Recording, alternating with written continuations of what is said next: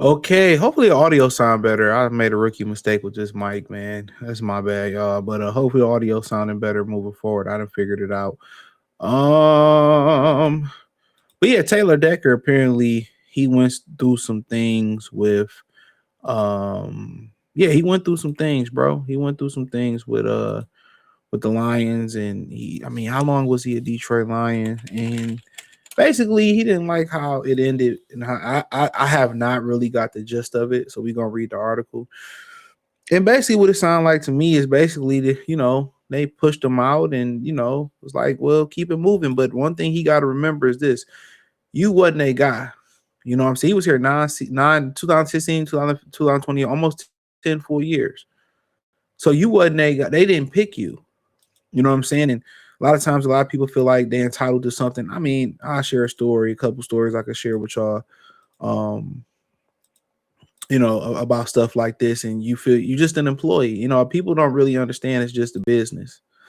You know what I'm saying? If you wasn't doing the job that you was doing at the job, they don't care about you. They say, "Oh, we family, we close." You're not, because when it comes to a business decision, they cut you quicker than a bald man cutting his locks.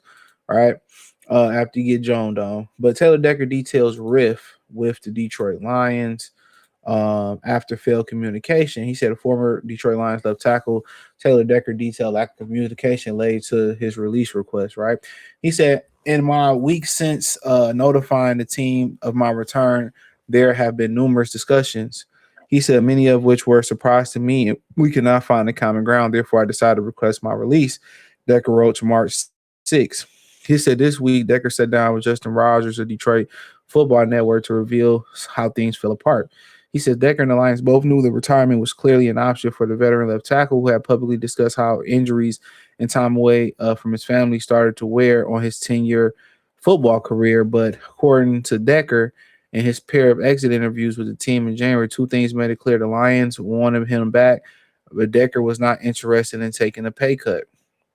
However, when the two sides reconvened after Decker announced he'd returning for the 11th season, he was blindsided when the team told his agent the only way he'd be returning was if he took a pay cut. And do he not know who he dealing with? Respectfully, I'm just asking.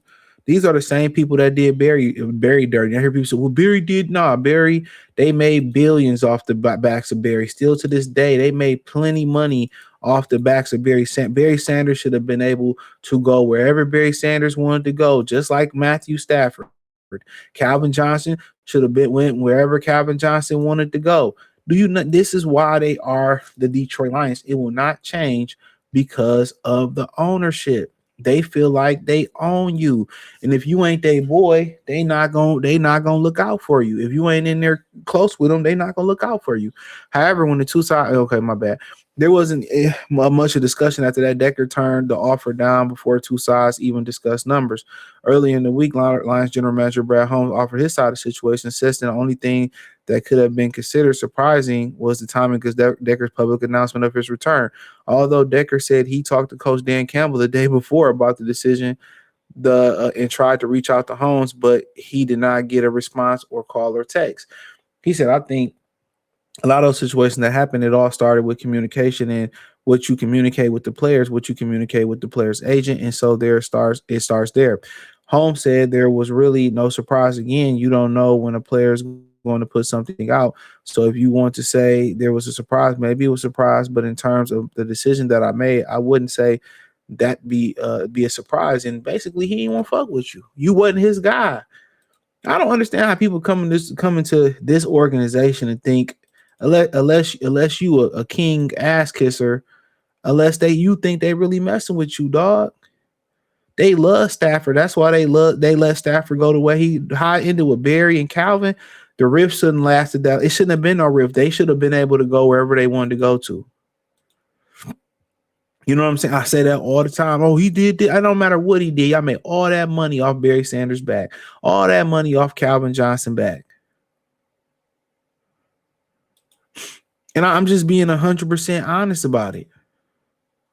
These companies don't care nothing about you, dog. And that don't mean you should come in there and do a half-ass job, because your job is a reflection of you.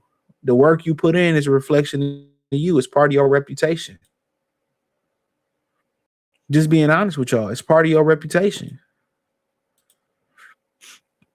You don't know who watching. Somebody's watching me. Deckers insists there was a communication breakdown, surprises on both ends. Well, here's Vera Roger, but here's what's crazy, driving Decker crazy.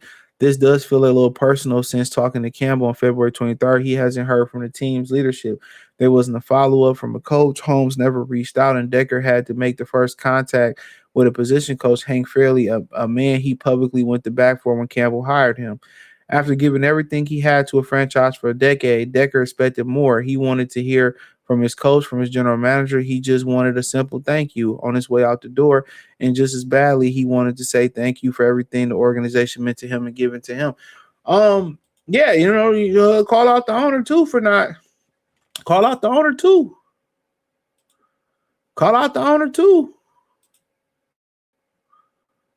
Call out the owner too. You've been there all them years and they ain't say nothing to you. But this is what people go through. People, work 20 years at a job or so many years at the job, and they just give them a thank you. They only give them a pat on the back. You put your neck on the line for the company all the time, and all they do is give you a nice little pat on the back. How we feel it? This is why you shouldn't put your life on the line for a job. Do what's best for you. Because when it's coming to do what's best for them, it's just business. It's literally just business, and this is sad. He would deserve that. But this is the Detroit Lions. This is the new Detroit Lions. Y'all think it's so different. It's never different under the same leadership. Y'all love how I'd be like, oh, we're under new management now. We're under new management now. It's the same fucking owners. New management means new nothing. You're under the same ownership. The Lions are under the same ownership. And then he need to understand they didn't pick him. You wasn't a guy, and it's just business.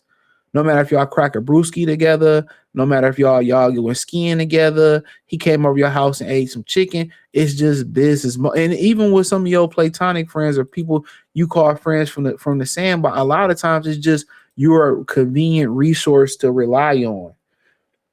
You're a convenient resource to rely on. They don't really be your friends. That most people that claim to be your friends, they use you. They use you for a benefit. They use you for self-benefit. Most people ain't your friend, bro. Friend is one of the most misused terms in the English dictionary. These people ain't your friends most of the time. You just somebody that they can rely on. They can count on. This is why they can do you so dirty, rob you, steal you, misuse you. You do everything for them and they do nothing for you. Companies do this all the time. I remember one time they voted me. That was a long time ago. I was early 20s. And they gave me employee of the month, and the owner didn't like me, and he wouldn't give it to me. She told me, the lady something, she said, we gave it to he never gave it to me, but I knew where I stood with him. I could have been a hoe, and I could have told him that the other guy was smashing his wife, but I didn't do that. I didn't bitch. I didn't complain about it. It was what it was. And kind of like, and most of the brothers who look like me, the brothers, they can say that. I mean, we gonna say that on here is that we get our recognition for doing a good job in the corporate America or in America in general behind the scenes. We get acknowledged behind the scenes. We never get our acknowledgement in front of people. We get our promotion, it's behind the scenes. And we get recognition for something, it's behind the scenes. It's under the table. It's under the table. So we used to that. We used to, doing the job 10 times better than somebody else to get average recognition. We used to that. So welcome to the club, Decker. You got a 10 on today. Hit the link in the description. Join me on X, Facebook, Instagram, the whole 9 piece.